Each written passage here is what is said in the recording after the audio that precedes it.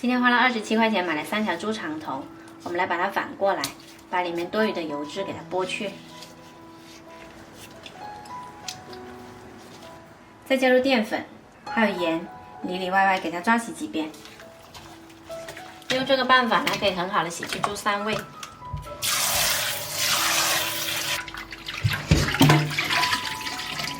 洗好了之后，我们冷水下过来焯一下水，加入姜片跟葱节，还有白酒去腥。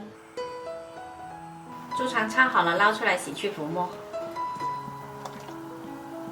然后我们来起锅热油，把我们的姜、小洋葱、蒜头、香叶还有八角、香菜头、陈皮一起给它炒香。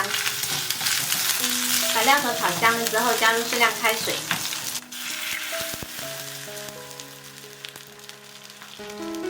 然后调一下味，加入小半碗生抽，一勺老抽，一小块黄片糖，来大火给它煮开。煮开了之后，把猪大肠放进来，调小火煮30分钟。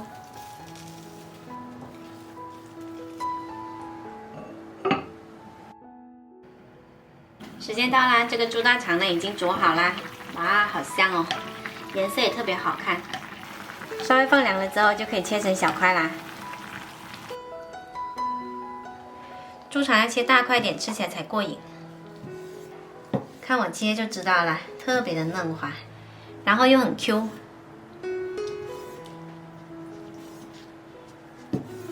这道特别香的豉油黄大肠就做好啦，喜欢的朋友一定要试一下哦。